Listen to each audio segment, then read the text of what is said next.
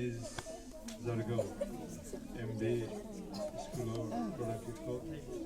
দীপক কলিতা ডাঙৰীয়া আজি এই সভাখন উদ্বোধন কৰি যোৱা উদ্বোধক শ্ৰী হৃদয়ানন্দ এইফালে আজি যিবিলাক ডাঙৰ যি মানে ডাঙৰ নেতা যিবিলাক IAS অফিচাৰ ACS অফিচাৰ দেখিব ৰিটায়াৰে হৈ গৈছে আমাৰ দেশখন শাসন কৰি গৈছে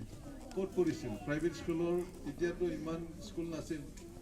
ক'ৰবাত এখন দুখন এনেকৈ ঠাই আছিল আমাৰ অঞ্চলটো নাছিলে প্ৰায় 25 বছৰ মানৰ পৰাহে প্ৰাইভেট স্কুলৰ অলপ হেৰিটো আহিছে আমাৰ অঞ্চলবিলাকত আগতে আমি চৰকাৰী স্কুলতে পঢ়া সকলোৱে চৰকাৰী স্কুলত পঢ়া গতিকে চৰকাৰী স্কুলত পঢ়ি পেলাই যে আমি আমাৰ ল'ৰা ছোৱালীক শিক্ষিত কৰিব পাৰে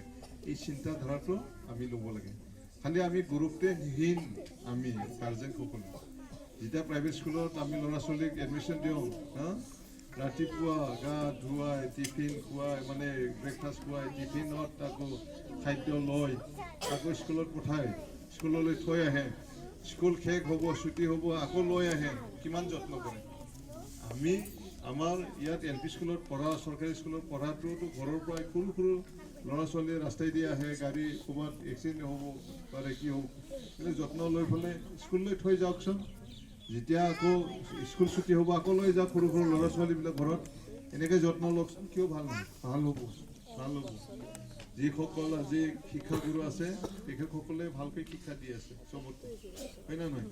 আৰু দুখীয়া ল'ৰা ছোৱালীবিলাকেই বেছি ভাল ৰিজাল্ট কৰে দুখীয়া ঘৰৰ মানে মানুহেই হয় বেছি ধনী মানুহৰ হেৰিটো অলপ কমেই হয় কিয় তেওঁলোকে আইডিয়া নাপায় মা দেউতাই কামাই আনি থাকে যি লাগে সেইটোকে দিয়ে অভাৱ কি বস্তু সেইটো বুজি নাপায় অভাৱে আৱিষ্কাৰৰ মূল বুলি কয় গতিকে যেতিয়া অভাৱ হ'ব মানুহৰ সৰু সময়ত মানে সৰু কাল থকা সময়ত তেতিয়া সেই ডাঙৰ মানুহ হ'বলৈ হেঁপাহ এটা থাকে মই এনেকৈ ডাঙৰ মানুহবিলাক দেখা পাই মোক হ'ম মই ইচ্ছা মানুহৰ মানে লক্ষ্য থাকে এই লক্ষ্যত উপনীত হ'ব কাৰণে বহুত চেষ্টা কৰে